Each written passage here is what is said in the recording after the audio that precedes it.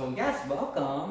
My name is Ryan. I do the Harvey Historical Society, which I have a shirt on for that, and I do Chicago South End Politics Facebook page. And my goal, why I'm here, is just to get people excited about local politics. Yay! Because we're all excited about local politics, but if you aren't informed and you don't vote, then nothing is really going to change the way we need it and we want it to in our communities. So are you feeling frustrated when you watch the news, especially news about federal or state politics? Well, we have great news for you because the April 1st election is coming up. Early voting starts when, guys? March 17th. So you make a difference when you participate locally, no matter who you vote for. We want you to get excited and realize how this stuff impacts your life. So take out all the anger and frustration you have that you know watching TV and realize that you can make a difference locally. So let's start, and why don't we start with this gentleman right here. So just tell us who you are and then tell us what you're running for. I'm Kevin Dorsey, running for Village Board Trustee. Been a Flossmoor resident for about 23 years. Okay. Carolyn Rogers, also running for Village Board Trustee. I've been a Flossmoor resident for, 2005 now? 15 years. Wow. Yeah. I'm a little bit newer here in Flossmoor. I'm Troy Holmes, and I'm also running for Village Trustee. And just to clarify, they're not running necessarily as a slate, but it's just sort of, we wanted to do like a group discussion, because I don't think, is there any slate that is running? I don't Don't know. Or is everyone running independently? I wasn't sure. We can tell you that we are all running independently. I can't speak for any other candidate. Right. Absolutely. Yes. So, okay, and so Flossmoor is not a huge village. How many people? About 10,000. 10,000. That's what I was going to say. Okay. Give It's or about the take. same as Linwood. I interviewed the Linwood, someone running for a Linwood mayor. So, yeah, about 10,000 people. But you guys, Homewood and Flossmoor are both known for schools, the arts, really high level community services. So, if we could start out and you guys just tell us what you want to see. Obviously, you probably want to see some sort of change or you would not be running. So tell us what you want to see done differently. Yeah, you're absolutely right. I think one of the testaments that we can have in this race is, there's 7 people running for 3 village trustees. And I think that's a good thing. I think there's obviously something that has inspired people to get out and run, right? And there's no medals or anything you get for doing this, right? So there's something that's passionate that inspires people to run. We've had a few things that have happened over the last couple of years within our current leadership that I think has motivated people to do so. I've heard it as I've walked throughout the community, and the big word of transparency continues to come up. And I think transparency goes hand in hand with accountability. So as I talk to people, they think that they feel that there is some lack of accountability and transparency, and where various pockets of Flossmoor, some receive it and others don't. I think that's one of the things I actually bring. I've been very outspoken on some of these issues, and it was before I decided to run. So it's not the campaign now. Let's get out here and let's talk about issues. This is something that I champion for those voices in Flossmoor within the 20 plus years that I've been here. So people are looking for change, and I'm certain we'll get into some of those change issues here. Yes. I'm sorry, I was just signaling there were some people trying to get on Zoom. Oh, okay. Hey, Zoom people. No, so, I'm actually running for trustee for some of the similar reasons. Transparency and communication. Information can be communicated, but if it is communicated in a way that you feel it doesn't apply to you, then that information may be things that you overlook. And so I'm about transparent communication, but accurate communication that I know it applies to me because we're using the right titles and things of that nature, and also the right vehicles, because everybody uses different vehicles to receive information, no matter what age you are, gender, things of that nature. So that's one of the reasons, because I felt information was not communicated properly. It was provided in such a way that most people that it affected did not receive it. So that's why I'm here, because some of the individuals in my community expressed that to me, and I also felt the same way. There's also other concerns that I have in terms of information transparency. When we ask for things like the budget and stuff like that, I don't want to see a projected budget. I want to see a live budget. So things like that, I want that type of information communicated to me so that I can also look at it and read it and understand it for myself. Instead of someone saying, well, this is what we have in the future. This is what we expect. I run budgets, for my department, so I want to see what we actually have. And then the other thing is making people feel included. There's a lot of individuals in the community that don't feel included. And that is across age, gender, things of that nature. And it's also across neighborhoods. And we should not have division. Excuse me. At this point, we were hacked apparently on the Zoom or something, so we had to sort of reset ourselves. You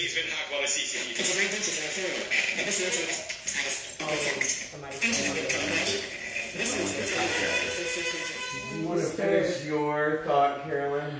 I'll try. So what I was saying is what caused me to run is transparency. It's communication transparency and also financial transparency. And also, transparency in the strategic plan, because the strategic plan is, communicated by the community. And so we want to know if the money that we're spending matches up with our strategic plan. And so all of those things have interested me, including some of the non-so positive things that happen in the community, unfortunately, with the firing of Chief Gerald Jones. That just, everything that just made you pay more attention. What happened with the viaduct project that really actually deeply impacted me and a lot of Heather Hill community members with, us having the detention basin behind the school. I have a second grader that goes there. I would not have agreed to that, but that, again, transparency, communication. We thought it was the viaduct project, so most of us said, oh, okay, that doesn't apply to us, so we'll turn our heads and look the other way. And it turned out to be the Heather Hill detention basin. And you have 3 football lanes of water that can go in there. It's 3 football lengths long, 1 football length wide, and it can put up to 20 feet of water in there. And this is directly back behind the school. So we lost green space, our tennis courts, and in an attempt to appease us, now we have a tennis ball, not tennis ball, but a pickleball court that now impedes on the softball and baseball park that we have down the street. So we lost again because now they lose a play area, and now it has to become a practice area. And that offended me too, because my son used to be on the travel baseball team. We used to take him down there, in practice. So those are the things that made me pay attention, and that's why I run for trustee. Transparency, that's always a big one. And what about you, Troy? We already spoke, but that's okay. We'll pretend you didn't see that one. Right. So your question was that you wanted to see what I wanted to see as a change, and that's why am I running? So I'm a gay man. My husband's black. We have a biracial son. I'm telling you, after some of the instances that we saw as our own community, there were some communication issues. And I know we've talked about it also, but so I didn't like seeing some of those communication issues. So it's definitely what probably pushed me to start looking at local government. But really, when I really started getting out into the communities and talking with the people, there was a clear issue that everyone had. And this is not just Flossmoor Hills or Ballantrae. These are all types of neighborhoods. They felt that they got these elected officials in there and then they never came back out. They never saw them. They never saw them on their streets. They'd see them at sometimes downtown, but they never saw them come back to their streets, come back to their neighborhoods. And if anyone can tell you, I love walking all around Flossmoor and going and just doing all of the community events and meeting with so many different people. I can tell you for sure that's what motivated me to run, was that I know I can be that trustee that's going to go back out and make sure I get the voice of the people that put me in office. Okay. So we're already hearing some common themes that we've heard with we spoke with other folks in other municipalities. Transparency is always a big one, and like you said, people not disappearing. I guess let me start with the transparency piece, and I'll come back to you. So how, give us some specific ways. How can you bring more transparency, more accountability to Flossmoor government? Yeah, I think one of the things is just not being afraid to have the hard conversation. Right? Yeah, I'm a fan of saying that, we want to champion all the good. And the great thing is that there's so much good, right? And in fact, if I do it in percentages, there's about 90% of things happening just really good here. But what happens is when you ignore that 10%, when you ignore that area that's concerned and that's controversial, you end up deteriorating some of your 90% of good because people lose trust in you. So just being vocal. I've been very outspoken, even again before any political run was here. I've been very outspoken about those issues of transparency, not just locally, not just in our board meetings, actually going to the board meetings and addressing them, but even with one of the issues of Jarrell Jones, our first African American police chief, when he was fired. I was interviewed by Fox, CBS, NBC, and was very confident in the conversation that I was having because it was all truth. It was just asking for, show the residents what they're asking for. And what people were asking for is why. Demonstrate the why. I didn't have to call out anything else, but demonstrate the why. And when we promise, when leadership promises, we're going to give you the facts. And when we give you the facts, you're going to all champion and rally behind us with our decision. And then that's never delivered. When that's never delivered, it's like, there's something that's missing here. And I get it. Oh, then the lawyers maybe told us we couldn't deliver. Well, then don't put that out as a possibility in this first place, because it appears that you're giving you smoke and mirrors. I want to be a voice for that. I'm already a voice in this community. I think that's why so many people ask me to run, because they realize I don't back down from those hard conversations. I think it just gives me a different voice, an elevated voice, if I have a seat on the board. Okay. No, thank you. An interesting word that you just brought out is perception. I keep saying transparency in finance, transparency, in communication. All of those things, some people get offended because they feel like you're pointing the finger and saying that somebody's not doing a good job. And it's like, no, I'm taking the finger away. Because if you have, let's say we put together an interactive live budget, no one can say that we don't know what the money is being spent on, and we don't know what the budget is. Because that's as transparent as it goes. And then you have the strategic plan up there that the community members, talked about and said we wanted in the community forum. There's no question. It actually makes you more accountable, and it also makes you look more efficient. But when you don't do that, that's when people start to question. That's when the negative perceptions come about. And so that is, something that's good for the employees as well as the trustees, because it shows that, the trustees actually did implement what we wanted as a community. They spent the money on what we wanted the money to be spent on. What is a fund balance versus an operating balance? Well, it's a savings and a checking. Right now we're spending our savings. What are we going to be doing with our checking? And so those questions become clearer. And people can then go and look that information up for themselves. We have Google. So, there's an old car salesman, he would say ignorance is not an excuse when knowledge is available. That's true. But knowledge is not available right now. So we can't go and make those, assumptions because we don't have the information. And that's what I'm looking for in Flossmoor. So we can end any finger pointing. We'll all have truths, and that's what everybody's looking for. And then it includes everybody, because now you have communication here that everybody can go and find. They know where it is. But we also need to work on our communication channels. The website, it was already mentioned in the forum that it's not the best, and that's true. We need to start using other platforms as well, especially if we're trying to get youth involved. One of the things that was mentioned before was, why don't we have the Flossmoor Fest?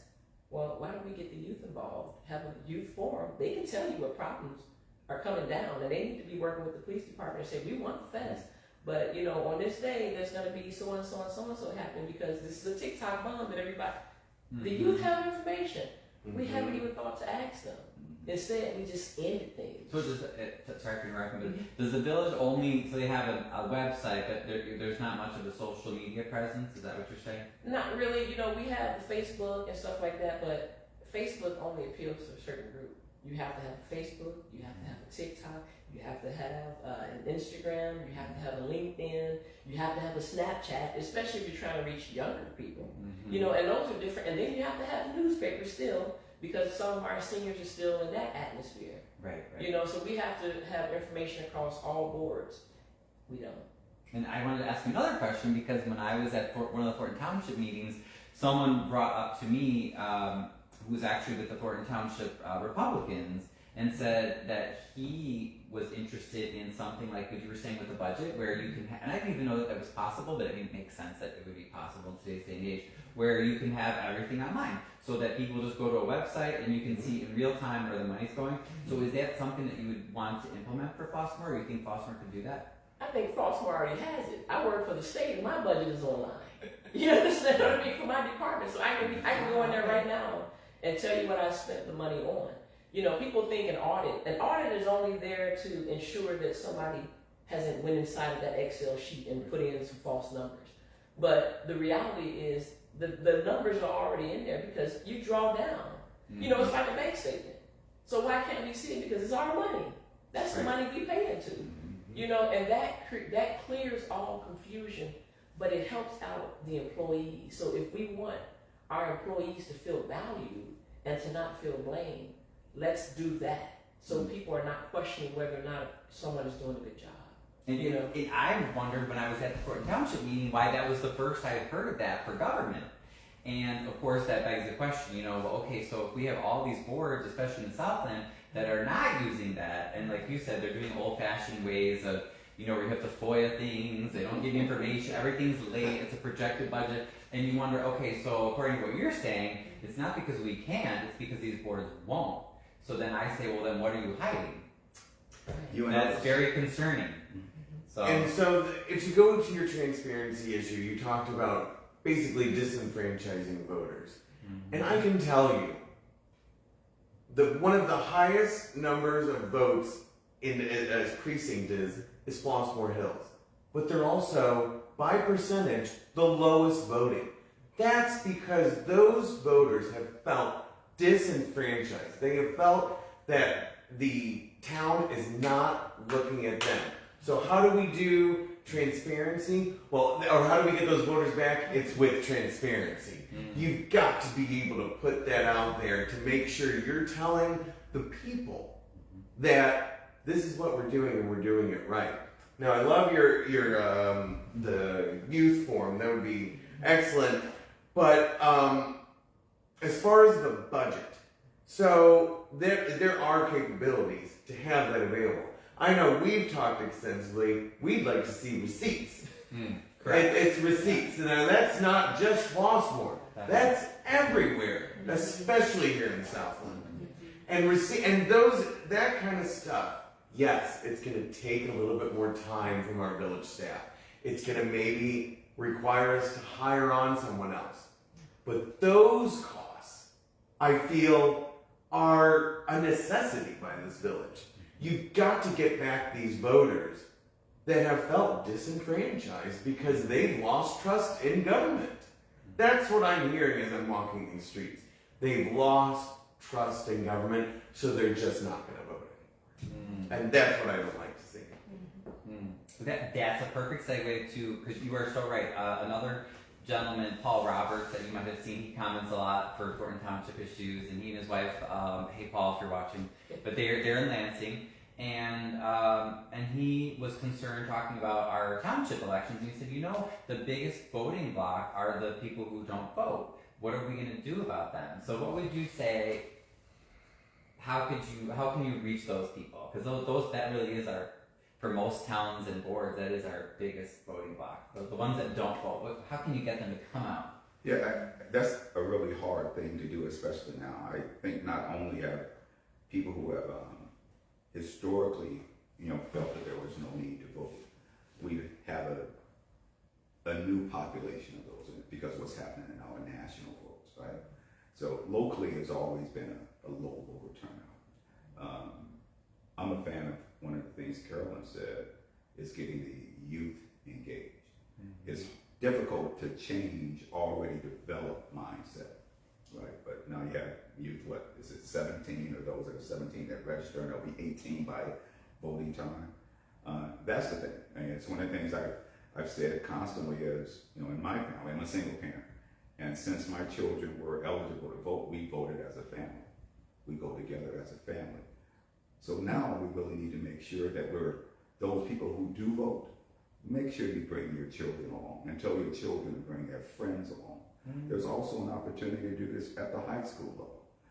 Let's engage our children where they normally are. Mm-hmm. You know, let's actually go to the school and get them engaged in voting. It might be an opportunity for a child to actually give a parent a lesson, right? Mm-hmm. For the child to develop this is how important it is. I'm going to get out to vote. Hey, mom and dad, why aren't you doing this? Mm-hmm. I am not opposed to shaming people into getting out to vote.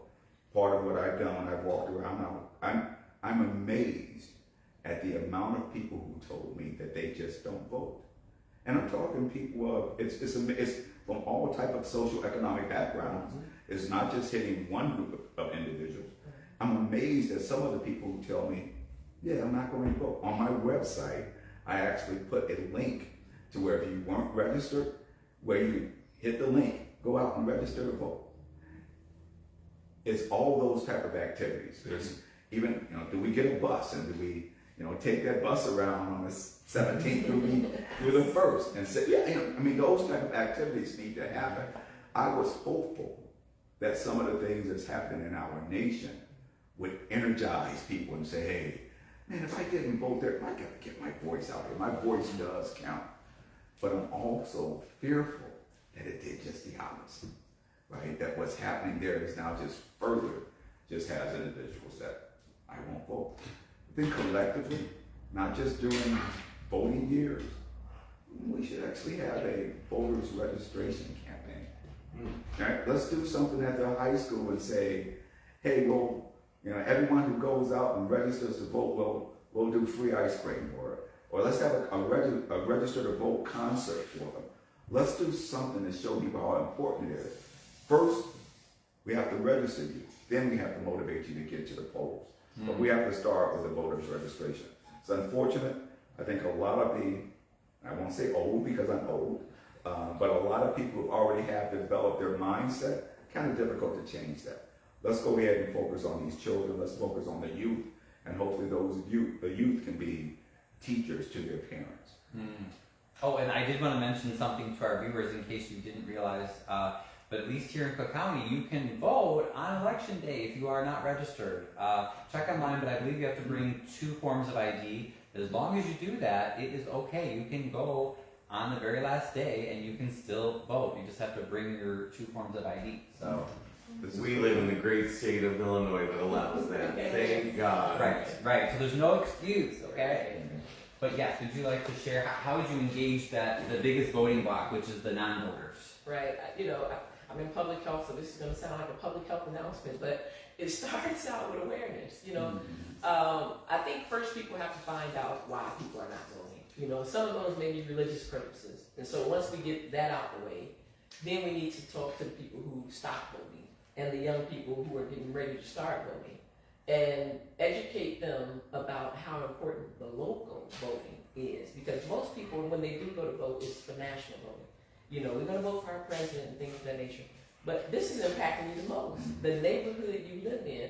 And I don't think people realize that. So I think after the awareness campaign needs to be a promotional campaign. And that promotional campaign needs to go across all barriers, whether it's religion, you know, and age, things of that nature. We need to hit those individuals and meet them where they are. For younger people, this is the reason you need to vote for your local elections and how it affects you. Well, it affects your taxes. It affects the house you buy. It's going to affect the businesses that are in your community, you know, or what type of events you have in your community.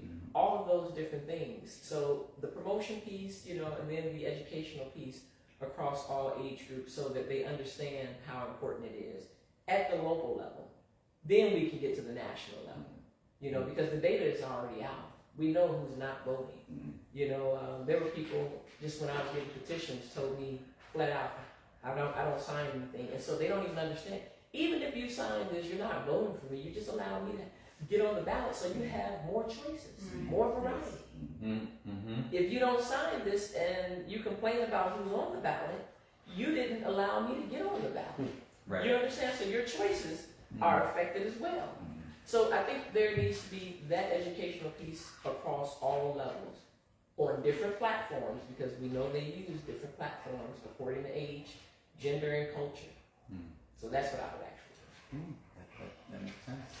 I would piggyback off what they both said. I mean, you've got to get the youth out to vote. I mean, they are some of the most energized. They're the most able to. Their schedules are usually better. But not only that, but we've got to really focus on this early voting. That is something that is, you could basically say in our democracy, something that's newer. And it's allowing people to do it on their time. So you've got to increase those places that they can actually go early vote. Maybe put them more into the community. Would you like to just share with people where are the early voting locations for Flossmoor? March 17th, we start. You can go to Prairie State College or the Matson Community Center. Okay. So we have two places. I'd love to see them do it down here in Flossmoor. I'd love to see more early voting down here. But it's also getting to the voter where they are, just like what they said. So it's if it is a bus, then we're getting a bus. And I want to get a bus. And I want to start on March 17th, picking up people that can't really get to the polls and getting them over there, or people that might not have the money to get to the polls. I've heard that from one of the people that I was actually out canvassing, was they go, well, I just don't have the money to get over to the Matson Community Center. They're really centered here in our town. So you've got to increase access to get them there. You've got to early vote. But then there's also great people like you that are making sure they're going on social media and giving candidates a platform to be able to get their voices out there, because that's where you're going to get people engaged. That's where you're going to get people coming in to vote, for sure. Right. Oh, I love that. No, I definitely love that. Okay, so I guess the big issue for me, since I'm a big urban planning nut, and I do real estate as well, is downtown Flossmoor. And Troy and I already talked about this in his interview, but I love downtown Flossmoor, but I do feel that for years, ever since I've been little even, it's just been, particularly compared to Homewood, or when I lived like on the north side of Chicago, Lakeview, Andersonville, these areas that are known for dense development, walkable development, that, people talk about 15-minute cities, that's the sort of thing we want to see. And it's just, sometimes it's been really tough to bring that to the Southland, especially like Flossmoor it does have a decent downtown, but it's kind of lagged. Like, what can we do to promote not just a dense urban downtown that's walkable, like I said, like Andersonville in Chicago is probably like one of the best examples of walkable and so many local businesses. So not only walkable, but also promoting our local business people who maybe have businesses in their home. So we're not talking about, let's bring Starbucks to downtown Homewood. We're not talking about, we have a whatever else, big chain, so we've arrived. We're saying, how can you use your local people that maybe they're running businesses out of their home right now, but if they had more help from the village, maybe they could open up in one of your empty spots. So how can, it's sort of a two-part question, or involves two things, not only increasing your density downtown and walkability, but making sure you're filling the spaces with locals. So how do you feel, I'll start with you this time, since we keep Okay. this way. What's some way you could do that if you get elected? Well, I love this subject, as you know. I love our downtown Flossmoor. Going down there to Dunning's for my morning breakfast sandwich or that cute little gift at Gypsy Fix is my go-to. I love it. And so, right, I don't see a big Starbucks in our downtown. We've got those small businesses like Dee's Cookies. These are residents of Flossmoor opening up businesses in our downtown. That's what I love to see. But as you said, it's hard. There's rent. I know because I started a company on my dining room table. I know small business, how hard it is those first few years, especially because you feel like you're just paying taxes. And so the money needs to be there, and it's hard for this rent. So I do feel there's a way the village can step in and actually maybe provide some funding to these businesses. But I know we've talked about this. There's got to be accountability, and some of our neighboring towns have done this. They've set up training seminars, so they have to go through this whole education system on sustaining a business for the long term. I hate to see a business close after 6 months, 1 year, 2 years. We need those businesses down there like Tovar Shoes for the longest. The reason that he left was because rent went up to like $4,000 a month. There's no way a shoe repair place is going to be able to afford something like that. So if we give a little help from the village, while also make sure that we educate or help educate that small business owner on being able to sustainably do this over the time and be able to focus on there is great. Now we're about to have a revitalization of our downtown, Ryan. So I want you to come back and look at all, because I really think there's going to be this walkable path that you're going to be able to do. You're going to be able to shop, go by those new townhomes that are right there along Flossmoor Road, go see the sculpture park in Levitt Park. That is what we're going to do, but we've got to have a robust advertising campaign after we revitalize that downtown to bring in those tourism dollars. Hey, we want residents coming from Harvey and coming and shopping in our little downtown and then getting back on the train maybe, you know? Or maybe they look at getting a home down here. It's a way we can highlight our village and be able to support the businesses that are there. Right, absolutely. Yeah, just talking with some of the business owners, for me, it's always been the advertising piece, but also there needs to be some education. Because, when you're dealing with small businesses and people taking a stab at it for the first time, there's going to be an educational curve, learning curve. And we have so many resources in the community that I feel would volunteer and help with the learning curve because they have great ideas. I remember I started out as a smart business owner and made all the mistakes that I could make, but that's how I found out what I needed to do to be better. And so we need to have business education. And the business education, as I said again, could happen from some of our retirees and from some of the community members that just want to give back. There's no reason we're not using the resources we have here.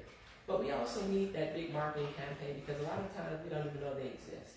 Like I rode past and I was heartbroken to see Tovar Shoes gone because I took, a pair of my really expensive shoes down there for him to break them in for me and a purse. A person I love to get a strap fix, and he was gone. Didn't know. And I ride past there every day, and I was like, what happened? And it's been that same way. What was really, I guess, notable for me was the Flossmoor Fest. I would go down to Flossmoor Fest. That's when I did most of my shopping. But then I would also notice that some of those same businesses that I would patronize would be gone. It'd be a different business then. And it's the same story. They have good products, good food, but we don't know that they're there, or they don't have the business education to remain a sustainable, business. And that's what it is. And we need to offer those services. It could be for free. Like I said, we have a lot of resources here in the community. People would be willing to volunteer their time to do something. And, that's what we need to be seeking. And does your village have a chamber of commerce at all, or any organization that the village board works with as far as to promote businesses? We do have, I guess it's similar to The Flossmoor like a Business Association. Yeah. Okay. It's not run through the village, but the village just support it. Okay, because I know Homewood has one. Homewood has a Homewood Business Association. Okay, so at least you have something. Okay. And you guys started an historical society, which I was pleased to hear. So I'm excited about that. But so how do you feel that you can bring those local walkable businesses? Yeah, I think some of the things that have been said here is, it's one thing to develop new business, but one of the most expensive things that happens is when you have churn, when you have turnover. So how do we do the retention portion of that? And I do agree. I'm a proponent of we have business leaders, people who have huge business portfolios, and I've had these conversations, and we do understand that educating and giving measures where our small businesses can be successful, it's not only good for that business, it's good for us. It helps to offset our residential caused by having some of the commercial costs to it. Mhm. So again, I do agree that there would be tons of availability for volunteer services with that. I don't think this was by accident, though. I think this was actually by design. Keeping things on a smaller footprint lessens your traffic.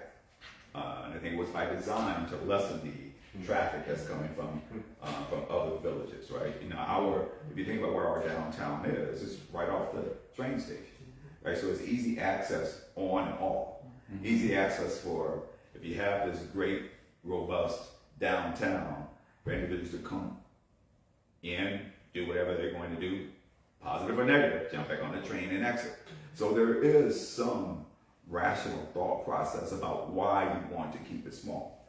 I think that was a better philosophy when everything wasn't costing as much, right? But now we're in a point where everything costs. Our property taxes continue to go up. We are in a desperate need of having a different mindset now of development. There are some things that I believe that is currently happening within leadership to address the economic development piece of it, but I don't see enough happening to address the potential of churn of that. Don't just build something for me for a year. Let's make it sustainable. And again, I think that goes along with even safety and having the right amount of police forcing. Let's not deny doing something that might be great for the village just because we realize that we're lacking in another piece. Let's not open up. Let's not fail to open up for greater business traffic because we haven't properly funded our police force to keep individuals safe. Right? You talk about Homewood. Homewood can have that big base of economic development because they have a much larger even safety force for those things to happen. And it doesn't always have to be just physical officers on the street. Let's put the cameras there. Right? Let's put some cameras so that we can identify immediately if something is happening within one of our businesses or not. So there's ways to make this work. I think historically we've just haven't investigated or haven't invested in those ways because we were okay with, hey, we're an affluent community. We'll just make this up in our residential taxes. Those times have changed. So we need to look at other. And I think that is another good segue. Property taxes. So how can you, if you're elected, how can you help? Now, obviously, the village is only one taxing entity. We know schools typically take the majority of property tax bill. But what could you do to help alleviate the high property taxes that are not just in Flossmoor? I mean, this is something we talk about everywhere. So what would you do for that? Yeah, I don't want to mislead individuals. I think, Troy, I think you said this the other day, and I actually do agree with you. It is extremely difficult to bring things down, right? So I think first we should be thinking of, hey, let's just level this out, right? Let's not go ahead and promise, hey, we're gonna lower the cost of eggs day one, right? I mean, let's not do that, right? Let's not go ahead and say we're gonna build businesses to where you'll see immediate property tax relief within the first year of this new administration. That's not going to happen. I think it is more reasonable, however, and this is where transparency comes in.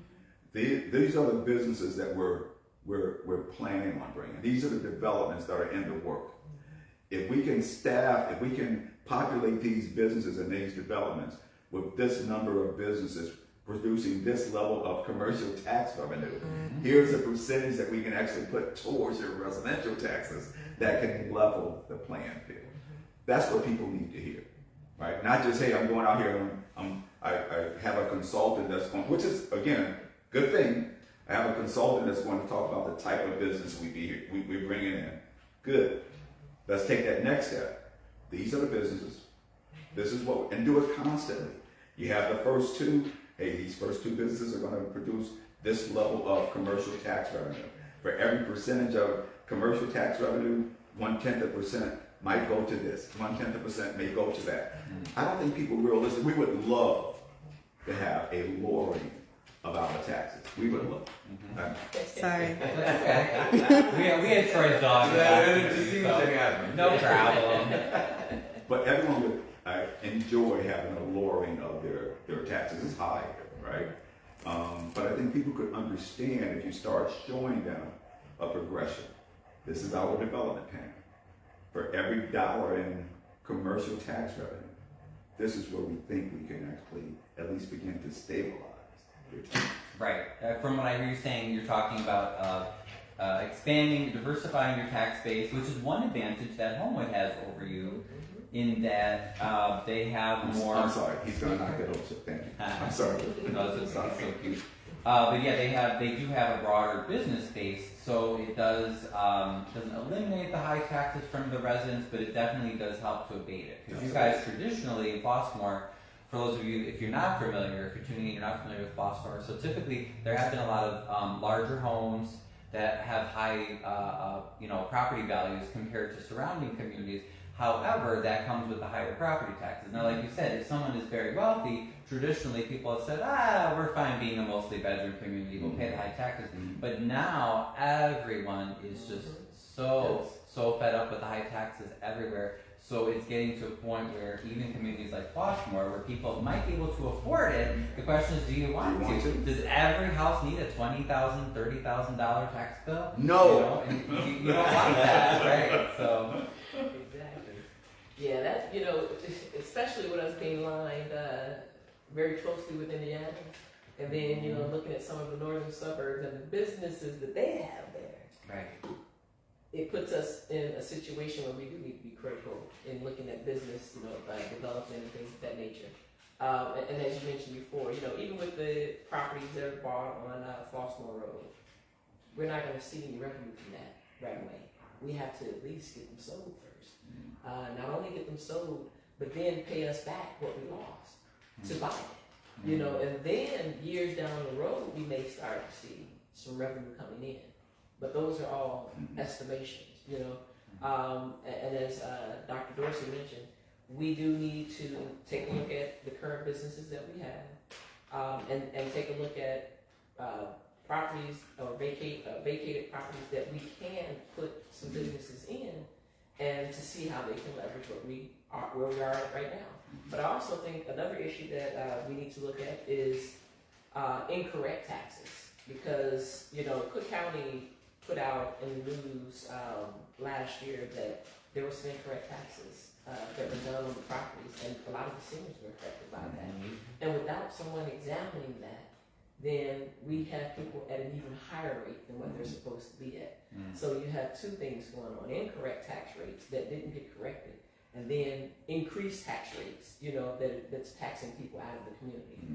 And the businesses, thus developing more businesses and seeing how they can leverage for us, that's always going to be, put us at an advantage, because Cook County does have some of the higher taxes, but we do need to work with the assessor's office to find out to make sure that these properties are actually assessed at the proper levels.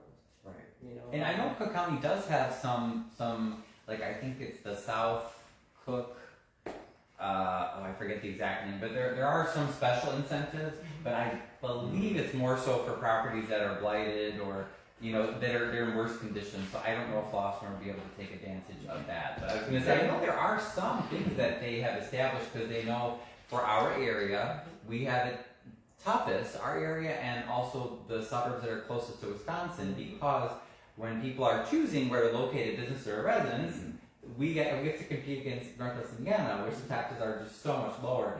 So, I mean, definitely, maybe, and that's, I'll start with that question with you too, as far as, do you know of anything else in your history, doing all the accounting, etc., any other government programs that could help, maybe that are not being used in Flossmoor to address I can tell you one right now. The taxes we already pay to the state, we need to get that fair share back here as a village. That was gone away, okay? And so we are trying to crawl that back to the municipality. And to specify now, you're talking about the local government, the I forget what they call that fund. Yes. It's like the percentage, and it's Right. been getting lower. Oh, it keeps on going down, down, down. We, as a village, have been spending a lot of money on lobbying to get that back up. We need to continue that going forward. That has to be for sure at the forefront. We cannot lose that. That is our money. That's the money that we have set aside as taxpayers for municipal government. We got to get that back from the state. That's a way we can definitely help out.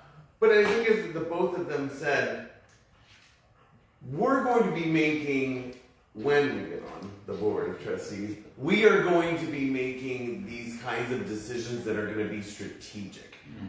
I can't promise you that I'm going to keep your taxes from ever going up in those 4 years, okay? Because those were based on votes before my time in the village. If I get on that village board, or when I do, it's going to be those strategic votes that are going to be able to carry it so that 5, 10 years from now, people will be like, oh, that's the relief I was looking for. That's what it is. So it's those kinds of decisions. I'm not going to lie to you, but what I can promise is that I will make those votes to keep the taxes at bay. We are taxed to the max. And that's not just Flossmoor, that's all over Southland for sure. All over South and Cook County. Right, absolutely. Another question that I have for you all. So can I just Oh, no, go ahead. piggyback on Go that? ahead. Yeah, I think the concern is that making those projections now in this time of national uncertainty, Right. you do need strategic thinkers because we need to create that what if scenario. So you can base things on the things that are available today, right? And you have a federal relief, any things that we can even do at the state level. We can make those projections today, but because of so much uncertainty and how things like tariffs and other things are going to affect not only the federal government, but it's going to trickle down and affect everyone. It's going to trickle down and affect what we were able to receive at a state level too. So what I'd like to see is the same thing I said with, when we do economic development. For every dollar that we can bring in for commercial development, here's a projection of where we can hit in relief. We have to do those same what-if scenarios as we start to build these projections going forward. Because we're in a state of uncertainty. I see it even in my full-time job. We're in a state of uncertainty where the things that we could rely on before, they aren't as promised. So if they can't be promised on that level, Troy is absolutely right. We can't make the promises, but we can show you. Here we go with transparency again. We can show you how we're working to at least level things out. I think that's what people respect. And that is a good point. I was gonna say, related to that, because I actually just I'm full disclosure, I'm running for Harvey School Board 152, and I went to the board meeting last month, and one of the things I asked them is I said, hey, I had some parents approach me, they're very angry. You guys are voting tonight on taking two trips, one to New Orleans and one to St. Louis. And I said, we have a lot of residents that are being taxed out of their homes in Harvey, and we don't know when we could be losing what federal funding for at least 152. I don't think 161 is in this situation, but 152 depends mostly on federal funding. So, we're all in the community wondering, why are you guys voting for this? Like, we're all for enriching our administrators and our teachers, but could you do a Zoom or something and maybe put that money into savings? How do you feel about ways to maybe make certain cuts or adjustments, not to adversely affect services as much as possible? You don't want to do that. Nobody wants to do that. But ways you could bring savings and/or ways you could save money, because really, as you said, we're looking at a situation where we have all of these local boards. We may have to just increase the amount that we have in savings because we don't know what's going to happen. And the revenue streams that we've taken for granted for decades, they might not be there tomorrow. So what could you do as far as ways to make cuts, bring efficiencies, and maybe save some of that money so that we're prepared for those rainy days? What do you? Yeah, I think it starts at looking at what it is we can build versus buy. Right, and these are decisions that we have to make in everyday business. If it's more cost effective to do it on your own home turf, we need to make sure that those are the measures that we're taking. But then we can't be so against to where if that isn't a cost effective measure, then we need to find it and buy it someplace else, right? And I think this happens not only in national government, but even in all of our businesses, but it should happen in local government also. I think what we need to first make sure is that we're being efficient stewards of the revenue first, right? Once we clean up our own house, then we start looking outside of other ways to do that. But then again, here's a transparency measure to this.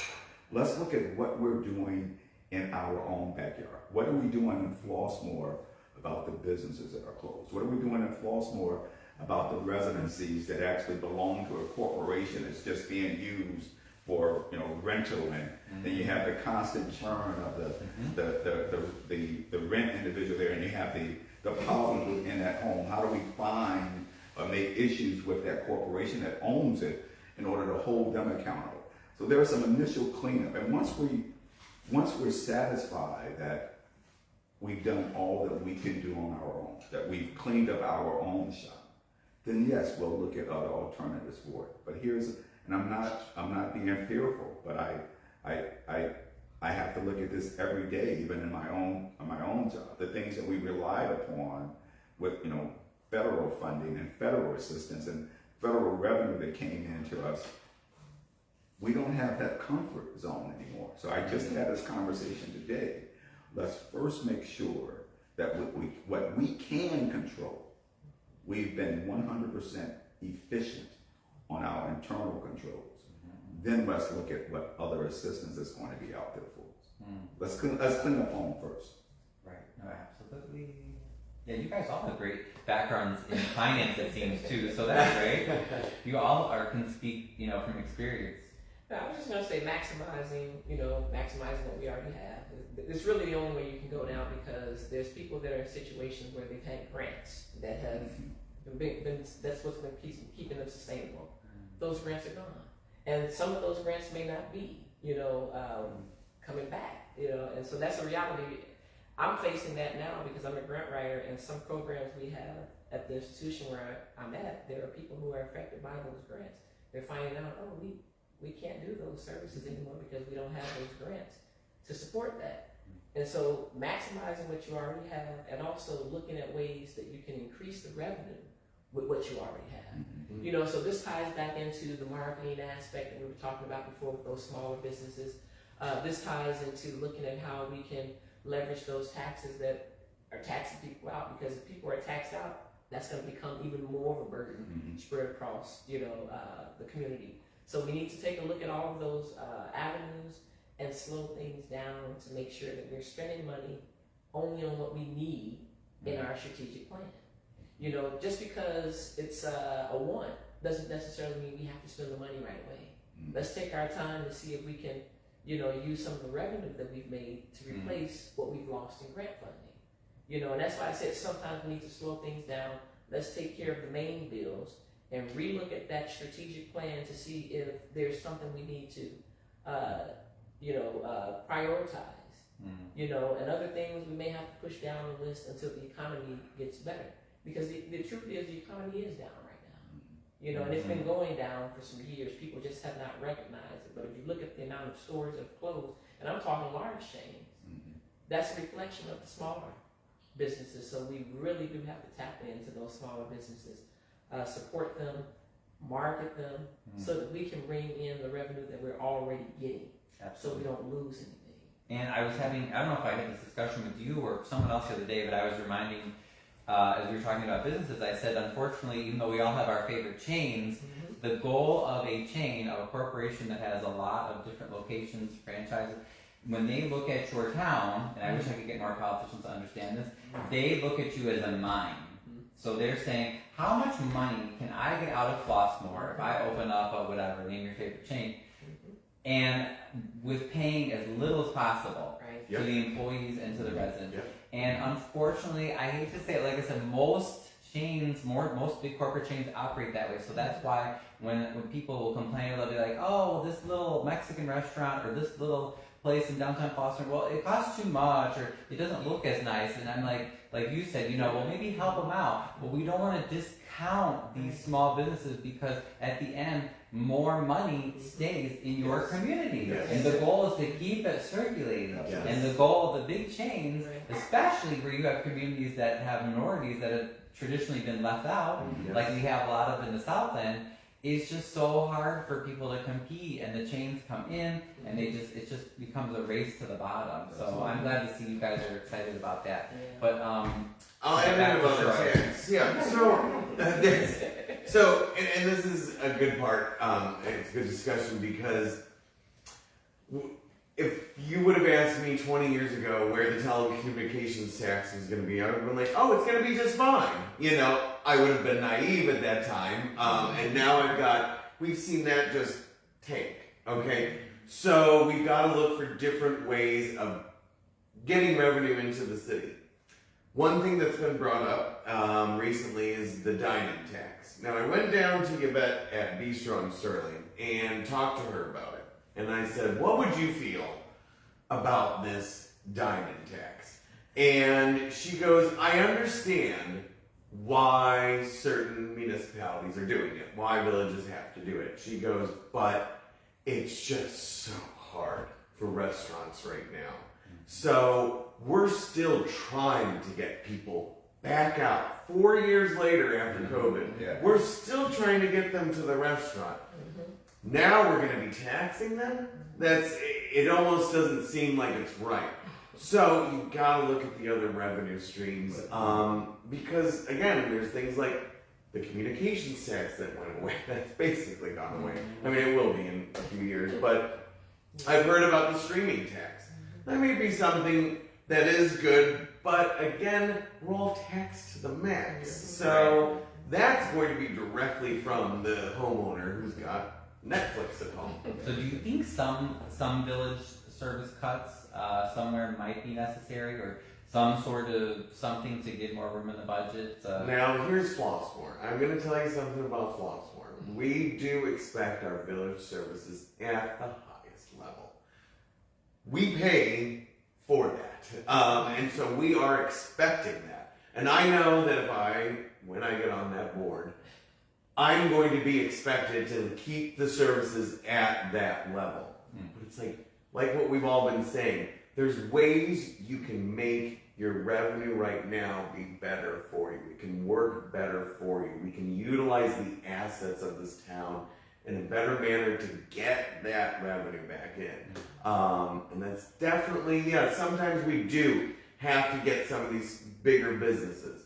But what I see, now what do these big businesses create? They come into these towns, like you said, but that is the role of the trustee, is to make sure that when these businesses come in, you've got to give us an infrastructure plan. I want to see what your parking lots will look like. What's the traffic patterns you're going to have? Right. What is your security? Yes. What are the lights going to be like? That kind of stuff. But also, we're a green city here. They've got to do it in an environmentally friendly way too. What's your environmental plan? This is the first time you're building on some of these lots ever. What is the environmental impact I of get that? so worried, especially for your open space that's closer to Balmer and 57, because I hate to see all the open space taken up. But I know you said We have that beautiful Probably. forest preserve from Cook County, though. I So know. that's really that nice. helps. That does help. It's really nice. But I do see the big business going in that Volma Road corridor, because that's got the reach to 50,000 people on 57. And then it keeps the traffic Far on the enough. outside. Far enough, yet close enough. Far enough. Where we get to go to those businesses, but we don't have to deal with all the traffic. And is Flossmoor, you guys don't have a deficit right now, right? I thought your budget was in pretty good shape, or what? Well, it depends on how the budget is presented. Saying as Dr. Rogers says, we have a projection of a budget. My business portfolio is over $1 billion. Not only do I have a projection, but I can actually look at what my actual is compared to my projection. So a Because projection, we always want good projections. right? Absolutely. And look, sometimes I always love positive thinking, but you also have to know the reality of what's going on. For a while in my life, I had a projection that I was 6'3" and I could dunk a basketball. Right. Absolutely. But that's the difference, right? So I can't really answer that question, because the way I'm accustomed as a businessman to looking at it, that's not what's been shown, right? I know after the audited financials come out months later, you then see the actual. So you do get told, because I was going to say, now I'm worried. Do they actually, does the current board tell you? Like, do you actually have audited proof of how the finances are? What was told at the last, I don't want to get the dates wrong, what was told at the last meeting that the audit projections would come out like what? October. Right, and then we would get the. That's based on the previous. Previous, so Right. we still will not be current. Right, We'll but, still be in the past. but. Once that comes out, is it accurate, do you feel? You know, I have to believe in, well, in my friend, I'm not sure. I have to believe, I use auditors, and I don't think they don't come in with, auditors come in looking at finding fault, right? When you get an audited, from a credible financial institution, when they do an audit financial for them, you can pretty lay your hat on, yeah, that is accurate. Who does the audits for Flossmoor? I can't remember the firm, but we definitely have to bring one in, and we get an award for how well our books are done. So, Okay. But I think just for the residents, especially if you're going to show it, if you're going to show a budget projection, the projection is based upon something, right? You're not just, I'm certain the current leadership we have is not just sitting around the table having coffee and saying, hey, this is the number. I'm sure there's something that has been put in place to come up with that projection. I'm going to go out on faith and trust with that. So if you have it, when it's asked for, show it. And I'm just used to, I don't report mine every month, but I do look at it every month to see how my actual is performing to my budget. But I do report it on a quarterly basis. It's something that I have to assume that they have. And if you have it and you're not sharing it, again, the perception that you're leaving is, okay, what are we hiding? What is our actual state, as you say? Where are we in our profit loss structure? Yeah, because that's concerning. And I guess I thought that when I first talked to Troy, I thought that you give such a rosy perception. I thought that I was like, oh, this is great. They got all their finances in gear. But, and again, we're not trying to throw anyone under the bus. I do feel that we are financially extremely healthy. Now, other municipalities look at Flossmoor as the model. We have a ton of reserves, but again, being responsible as a board to make sure those reserves stay at the level What they are are. the reserves? That's the other question I was going to ask. I think they're about 8 million, 8.6. 8.3. Oh, 8.3. Yeah. Okay, that's good. So, we only need 3.6, I believe, or 3.5. And we hope by we law. don't have a deficit. Well, but then Well, probably. again, when you're looking at this on an actual versus projection, you also need to put in place hey, this is where we are now, but these are the expenses that we're planning for, infrastructure or whatever, over the next quarter. So you're not looking at this 8.3. If you know you have another 2 million in, what are you paying a consultant to look at our economic development? You know, what is the money that's being utilized for downtown? Is that when you put all of that in, as finance people, if you don't show it's not really 8.3, right? It just doesn't. But those are the type of things that has to be part of that projection. You know, not only how I look today, but how I look knowing what expenses I have coming over the next quarter. Right. And show it. It's our revenue, it's our dollars. Show it. No, I agree. And that is something, as I've done interviews and covered towns and corruption in the South End in general, that is such a huge issue, is getting just basic transparency. For many boards, it's like pulling teeth. And then I've even had board members complain that they can't get the information, and then they have to FOIA from their own board that they sit on. And then sometimes they still don't get answers. So it does sound the way you're describing it. I don't think Flossmoor's in that condition, but I have learned to doubt everything as I have interviewed politicians from these different boards. I have learned that they will different people will project all sorts of lies, particularly about the money. So that's why I asked about the firm, because there's a firm that I won't mention the name, but does Harvey's audits as well as some other audits, and I looked at, because someone said, oh yeah, but we get audited, and sure enough I pulled up the business, and it's an old business been around for a while, and I looked at their clients, and I thought, if I were them, I would not put these clients on my website. I don't think that that is actually something to brag about, because I'm thinking, oh, this board has problems with corruption and money transparency issues. This one does. So that I don't even trust anymore when they're audited. So I ask, I say, oh, is it that company? Yeah. You know, so we want forensic audits in Harvey. That's what we want, because we don't even trust the auditors anymore. We want forensic. Go for everything. I think we're all a fan of even telling the voters, you know, don't trust us. Really investigate us. Right. Allow who Well, we that's are. good. You don't hear that very often. And it's easy to say when you're confident in what your background, what your abilities are, what you bring. Don't trust. Investigate.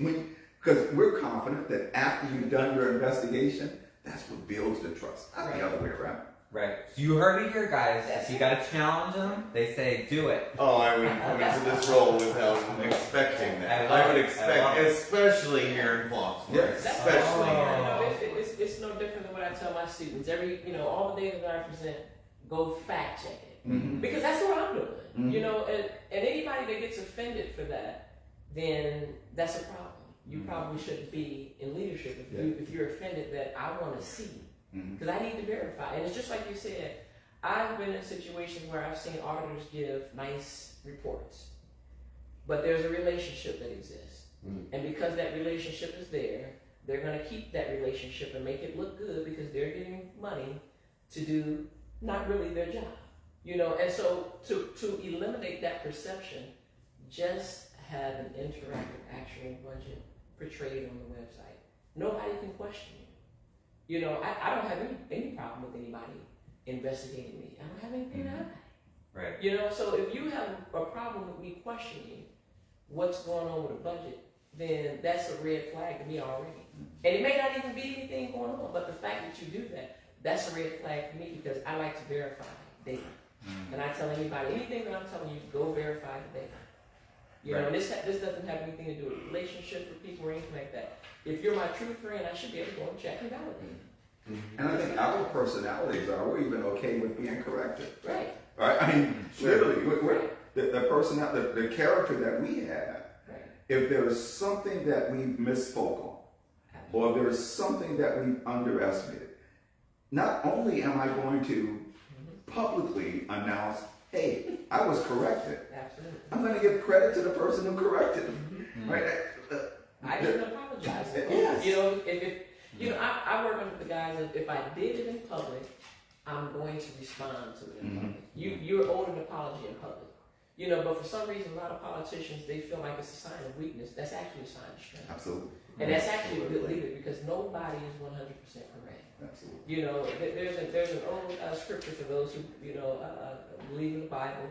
It's about, when there's good leaders, the people are happy. When there's bad leaders, the people are sad.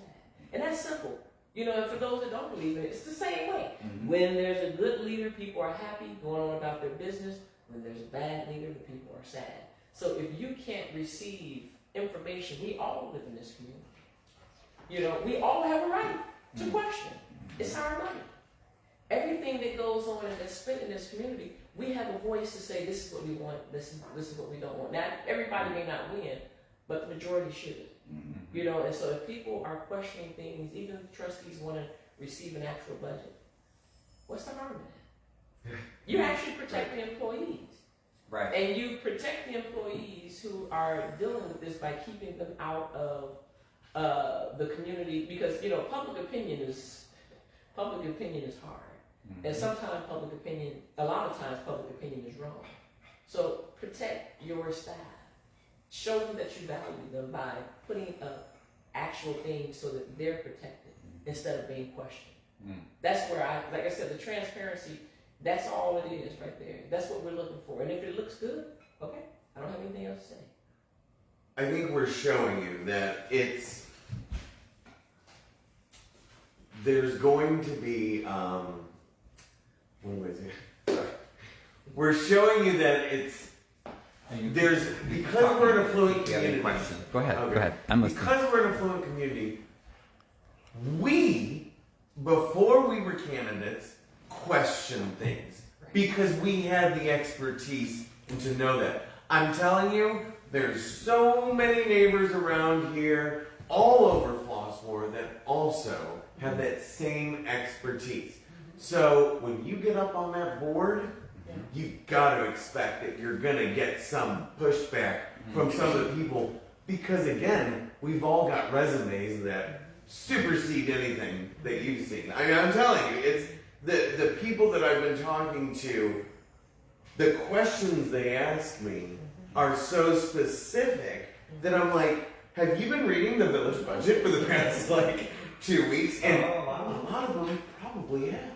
That's Which great. is great. So that's ideal. Oh yes. You have some great involved residents. it sounds like. I just want to bring up one other thing too, and this is really what opened my eyes. You know, the detention basin that's behind Heather Hill.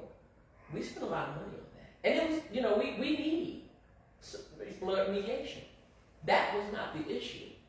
The issue for me was we spent all that money, and it's not a permanent fix. It's a 10-year fix. But see, I listened very carefully. Most people miss that part. They just heard, "Oh, it's a fix. We won't be blood."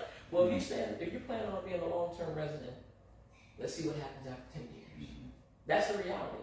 We spent all of that money. We lost space. We lost all of these things. We gave up a tennis court. You know, the kids now don't have the green space, and then we moved down the street to put something else.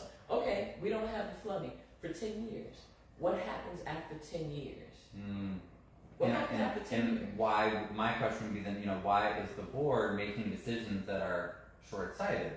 Was, you know, obviously there was something wrong. Well, Troy mentioned when we spoke before that he thought that the process was just too hurried. Right. So I don't know if that was, you know, part of it, but Right. we have a lot of issues with retention ponds in Harvey because unfortunately the MWRD and our mayor, who has been horrible, has been using flood relief as a guise to push long-term residents out of their homes. So at least you don't have that, but we've seen the common theme of public projects coming along, politicians coming, you know, telling the community, hey, we're going to do this great thing, and it's always a telling. It's never an asking. We're going to do Or this great getting thing. them, like what I told you the other day, getting them involved in the planning process. Right. Again, there's people that have the smarts, or maybe just not. Maybe they just drop their kid off at school every day there over in Heather Hill, and they're seeing something that they don't like. It's making sure that the people are actually involved in the process. That's it. I mean, we've got smart people on the village board right now. We do. But what I've been hearing from the Heather Hill residents is that it was just told to them. Like, this is what's happening. And I think that if they had been involved in that planning process from the onset, especially the ones that are so affected by it, the ones that are right there, right next to the basin, the parents that are dropping their kids off at that school every morning, that's the people that we should have gotten involved in the planning process from the first, so then they can feel an ownership to it. Right. But the communication, the right communication, the right words in the communication was the problem. That's why they didn't, you know, the community felt told, because by the time they found out it was Heather Hill, the language had been viaduct project. And so for me, viaduct project. That's what I thought, because I saw a newspaper Right. article about it. And the picture was even well, yeah, it was even showing a picture of the viaduct, and I was like, Right. but I didn't understand. I said, well, I'm not a Flossmoor resident, but I didn't quite understand the link between the viaduct and Heather Hill. But I said, well, I hope Flossmoor residents are asking the tough questions. And I even had someone, a lady on Facebook, I don't remember her name, but she reached out to me because of all our problems with retention ponds and the MWRD and our mayor. And she was asking, she's like, oh, what do you think about this? Now, I had advised her, I said, well, I really think you should come together with neighbors and demand that they stop the project totally until everyone can be fully apprised of what's going on and you know your option. So I was disappointed to hear that did not happen, but I didn't follow like the whole process. But I was really hoping that some Flossmoor people would stand up. Did it involve just the village, or did the MWRD get involved with the plan, or were there any other you know, governmental bodies? Or Well, the school board had to get involved. The school board had to sell the land Okay. to the So 161. Yeah, see, I don't get that. For a community like Flossmoor, where so many people who I feel like would really value, you know, taking part in their community, I'm still kind of honestly surprised that Right. happened. Communication. Yeah. Communication is key, and how you communicate. If you tell me one thing that is going to be over here, but then abracadabra is here. That's what we felt like, and Yeah. at that point it should have been slowed down, because the other thing was there was an option that could have been on the table, was to have it underground. Oh, But okay. She there did. was a rush. I remember that being mentioned, that there was another option. So Yes. why didn't that option get done? We would have. Or why wasn't it even explored? Why Right. wasn't it explored and communicated to the residents that this is another option, right?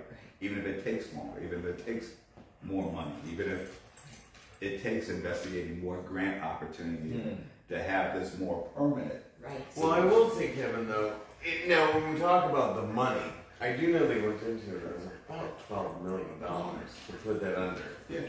That is, and correct, it could have been a solution that could have been presented to the community. But again, smart communication. I think that if the residents knew what a burden $12 million would be on this village Right. and their taxes, Right. they would feel a certain. Absolutely. Right. And this is very simple. If you go by any other construction project, they put what the end result is going to be. Right? Major construction, they tell you, hey, we dug this big hole, but man, you're gonna get this big, beautiful, this is what's coming, right?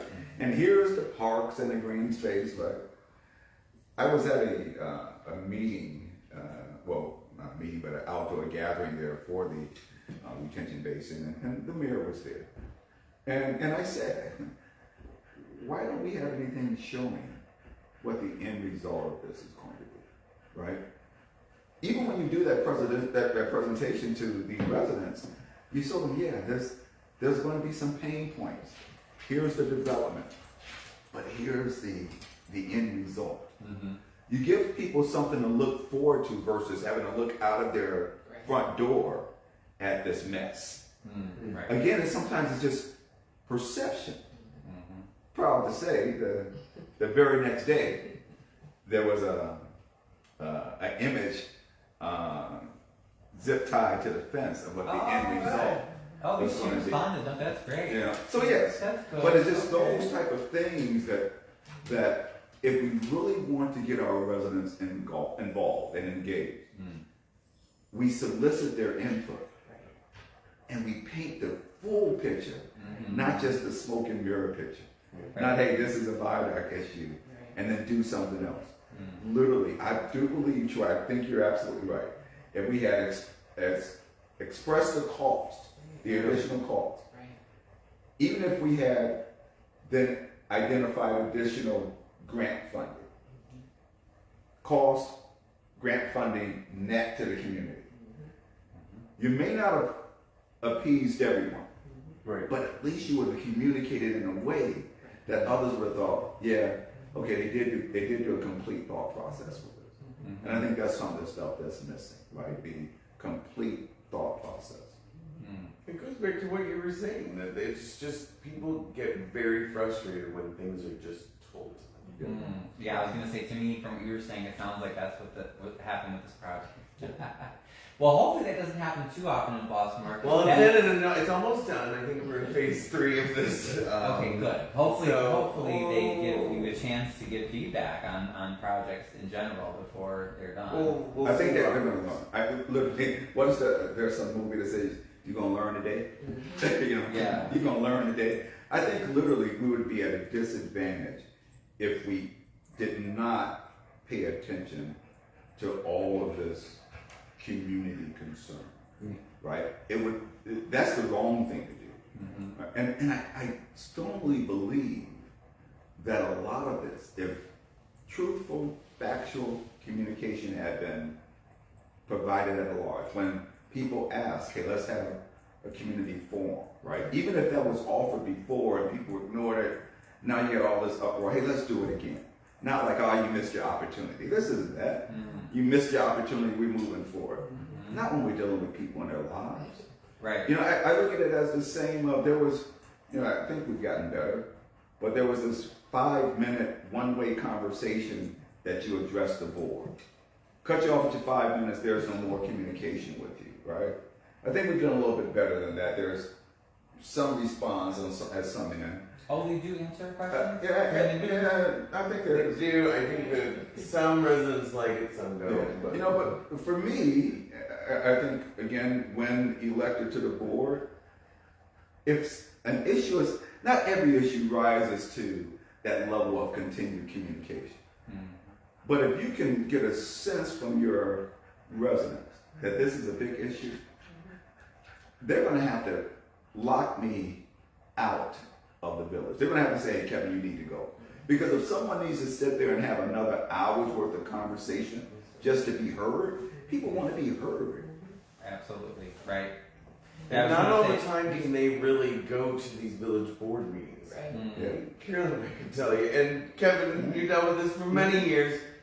Kids are full-time jobs in themselves. So not only do you have to have your job, but now you've got your kids' full-time job. Right. Getting to village board meetings, that's a big ask. It's a big ask for parents, and especially the ones that were directly affected by this. Right. It's really hard. Have you guys considered maybe doing offering Zoom, like even They offer participation Zoom. They in do. Zoom, They offer Zoom. where people could during the public comment session that they could. The participation part is Yeah. not there, but it's you can view it on Zoom. Oh, okay. And they do have it. They do that at county. I'm not saying that the county board listens to you. I've been there twice to ask for the sheriff to come to Harvey, but they do offer it. It is an option. You have to sign up in advance, and then you can make your public comment via Zoom. Actually, I like it. I enjoy the public comment section of our village board meetings every time. It's oh, I love hearing from the resident. That they can get. I've gone up there. Kevin's gone up there. Carolyn, you went I up there. haven't been up there yet. I will. And it's a lot. Yeah. You have the board members only focus on you, or at least you hope that they all are, and the public Yeah. who's viewing it. It's a lot to get up there and actually say something. So if someone has that determination to come up and say something to these elected officials in that 5 minutes, It's really I love hearing it. Yeah. I love hearing it. Yeah, and like you said, it probably is pretty important because most people are not a big fan of public speaking. And I like at least that it sounds like you're not getting like in Harvey, no one's been arrested in any meetings. No one's been prevented from public speaking, it sounds like, or from making public comments, so that is good. Do you feel that there is a culture, or there are any instances of retaliation as far as if someone were to speak up against a current policy or current politician, or do you feel that that's not really something you see in Boston? I think people may get their feelings hurt, but Yeah, that's about it. I don't think there's anything at a level that would discourage or that should discourage anyone from speaking out. Look, That's great. Yeah. I have to let you know that is exceptional. Yeah. But I have complaints from Tinley, Orleans are my latest ones, but I've covered all the towns I've covered. They all have serious accusations with proof of retaliation just when people ask basic questions. And even the towns you don't expect. I'm like, and I'll give you an example. I left the League of Women Voters and stopped at Flossmoor Station, one of our lovely restaurants, to get food for me and my daughter, and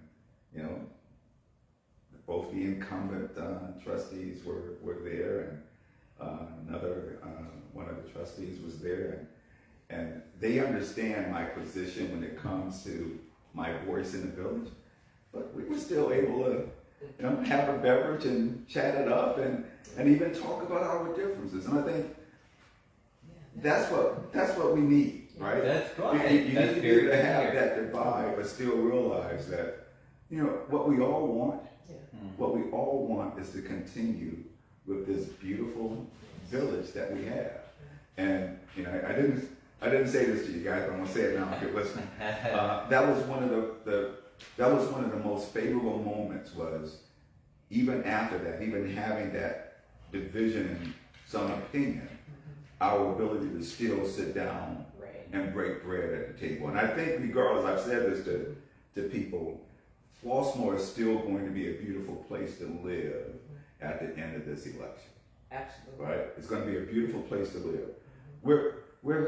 we're fine tuning a little bit, but man, we're still a Ferrari, right? It's just That's good to hear. Yeah, I like that. Yeah, that's So what's no one tries to ticket your house No, or I think go after your kids. or No, something like that. you don't see any of that, but I think what you do see is It's that actually pretty common. It's Yeah. sad. That it's I see it on my CNN, but I wouldn't think that. Yeah. No, you don't really see that, but what I can say that, I've noticed that some people may not be as friendly to you. okay. But that's okay, It's not too bad. and It's so not too bad. for That's the me, worst. I can still be friendly with you if That's you it. tell me about myself and I don't like it, because that's a sign of character. yeah. If you can tell me and I can respect and receive that type of information and we can still move on, we don't have to be friends, we can be associates. Yeah. We can even be friends if you wanted to. Mhm. Just respect my differing opinion.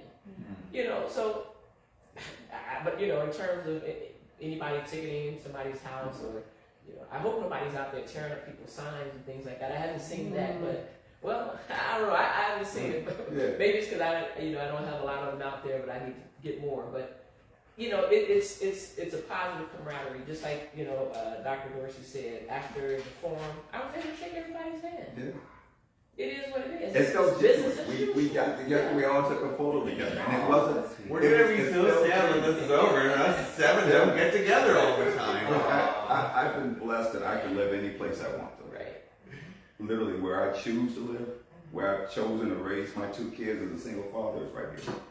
Aw. And when I think about retiring at some point and going someplace warm, I'd rather deal with the cold weather here to stay in Flossmoor. There's no place like it. There really isn't. I would like to bring up though, it's funny that you brought that up because there's been 2 instances over the past 24 hours that I've talked with residents that I didn't like what I was hearing. Now I love this village. I think the character of the people shines through. It shines through. The character is amazing. And these are the people that welcome my unconventional family with open arms.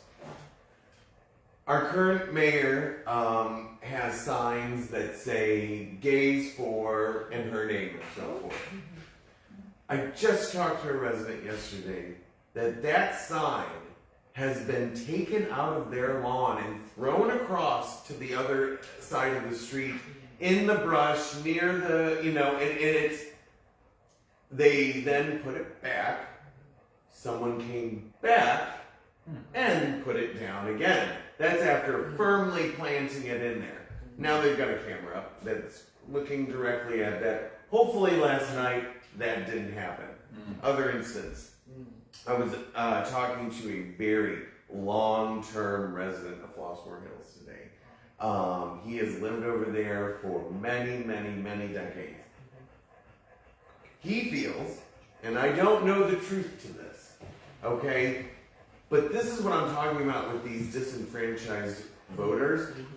He feels that because he spoke out when Chief Jones was fired, and because he was in opposition to the government right now, they only did they redid his street, but literally right up to his house.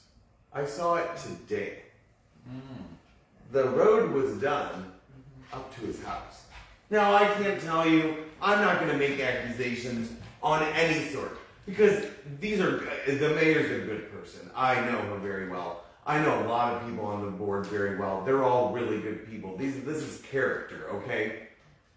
But I don't like hearing those things. And I don't like seeing that is something that was literally, you can't be more stark that it ended right before his house. Well, And it happened after he spoke out about Chief Jones. Well, I'll tell you, no one probably spoke out as much as I did about Chief Jones.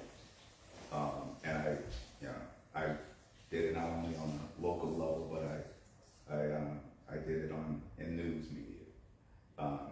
I've had no retaliation. I haven't. May have Except lost for the beginning of this. Yeah. may have lost a few people who claimed they were my friends, and I'm still open to being friends with them now. But there's nothing that says, oh, I need to leave this community. It's unfortunate when I hear things like that. Yeah. It's unfortunate when what happened at the beginning, the Zoom bombing that happened. I'm hoping that you guys didn't see that. Right. It's unfortunate when those things happen. But I don't think at all that represents the vast majority of who we are. Look, this I frequently call this Mayberry. It's like it's literally just that of a city. But even in Mayberry, they had the one or two, right? I think people get so worked up about, especially when we talk about issues of race, it automatically offends them instead of taking this as an opportunity to learn something about ourselves, right? Or when we talk about issues of gender identity, it offends them instead of asking yourself, why do I feel this way, and learning something about yourself. But I think that's literally an extreme minority of people that live here. Because if you look at it, just on my block, there's, several, interracial couples, same-sex couples. You come here knowing that's the diversity that we're looking for. Exactly. We represent the way the rest of America should be. Yes. So I think when we have these issues of these incidents, that definitely isn't nowhere near the majority of our city. No, and we're gonna need to come together after this election. Yeah. I talked about it the other day. My Thanksgiving and Christmas table looks like Flossmoor. Okay, there's my family, my husband's family, and then friends too. We're coming together at these instances to celebrate, and that's exactly what Flossmoor is. The people that moved here, that maybe didn't grow up here like all the time, the reason they moved here was because of the character of the people and the embrace of diversity. Right. That is for sure. I could never say that this town doesn't embrace diversity. I heard it all weekend, all over. Doesn't matter what your background was, doesn't matter who you're voting for. I heard that through and through. People came here for diversity. Well, that's encouraging. I was gonna say that would almost be like a perfect final word. I was gonna say, do you guys have anything you want to leave us with? But No, there was it was mine. so sweet about Flossmoor. I'm like, wait, was this for her, Troy? I love Flossmoor. It was very lovely. But yeah, anything you want to leave our viewers with? Now, I'll say what I've been saying at the end of all of these things. Don't vote for me because you consider me a friend or a neighbor, and don't not vote for me because you don't consider me one. Again, don't trust, investigate. I have a website out there, KD for Village Trustee, KD number 4 for Village Trustee. Everything about my life, my military service, my education, what I currently do for a living, what I've done for this community, what I've done for the nation, it's all out there. And investigate. It's easy to just Google my name because I am appointed by the state in my role. More information is out there about me than I want you to have access to. But in this case, I encourage you to investigate me. Don't just talk to me. Talk to a neighbor about me. Go out and look at the comments of people who served with me in the military, the comments that they've made about me, the comments that individuals who currently work for me, and I'm not that easy of a guy to work for, the comments that they've made. Look at the comments that your other trustees and school board leaders have actually made about me. Don't just take my word. Do some investigation. I want to earn your trust. I'm not asking for your trust. And if you do that, I'm confident that I should be one of your 3 votes for your next village board trustee. Yeah, I mean, I would just say, you can look at, like I said, you can look at my background. I know I'm on the Google page for several things. Maybe track and field, for some presentations that I've done, for different public health venues and things of that nature. But what they're going to find out is that what they find out about me is service. I'm a service-oriented person. I have invested into the community, even when I don't have the time. People have been saying, how do you have time to do all those things? And it's something that I love to do, but they're going to genuinely find out that this is a person who has your best interest. I'm not gonna, lie to anybody about anything. If it can't be done, it just can't be done. It is what it is, But the reality is, I have invested in this community just like the community members have invested in it. I want this to be a place that I call home for my family. I have 3 boys, and as an African American, I'm really looking for a place that's safe for them. That's why I came here, because I have 3 boys in America, and so for me, this was a safe place for them to be. And so that's one of the reasons why I'm here, and I'm looking for activities and things that represent things that they can be involved in. And one of the things that I know, according to research, is that when you involve African American men, you involve everybody. Because African American men tend to be kinesthetic learners. That requires the visual, it requires the audio, it requires the doing, all of those things. So you're inclusive of everybody. So I'm always looking at how can we include everybody to make this a better place. When people feel left out, that's a problem. That's what got me involved. So, my I guess spiel to the voters is to say, if you're looking for somebody who's going to include you, think about you, listen to your voice, and actually try to see if we can implement the things that you bring to the table. Let's get them to the table, right? Then I'm your candidate. Your voice, your village, your vote. Thank you. Wow. So I would say my ending would definitely be that we need to come together as a village. It's after this election, there's deep divides. There are, but there's one central thing that all connects us, that we love it here. People love living here, and they want their village to grow. And the only way we're going to be able to do that is stronger together. Now, I get it. I'm a white, gay man running in a town of black excellence. Excellence from not only black, but everywhere. Here's my thing to you, to the people that may see my sexual orientation or my race as a reason that they won't vote for me. Look at my qualifications. Look at my heart. Qualifications, I am right there where I have the qualifications to be able to sit at that table, but I've also got the heart of the community in me to make those decisions the best for this village. So I'm asking for your vote. And even though maybe some of you might not feel that they could vote for a gay man or even a white man, I want you to know and remember my table, my Thanksgiving and Christmas table. This is me bringing people together from different backgrounds.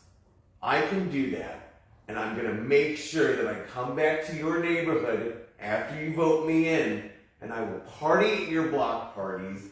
I will hear your concerns, and I will not forget about you.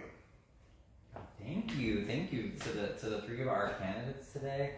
I think that's good. We covered a lot. All right. I don't see any Appreciate questions. all the comments. Thanks, everybody. Thank you. Just get out and Thank you. vote. March 17th, get out and vote. That's right. Vote, vote, vote.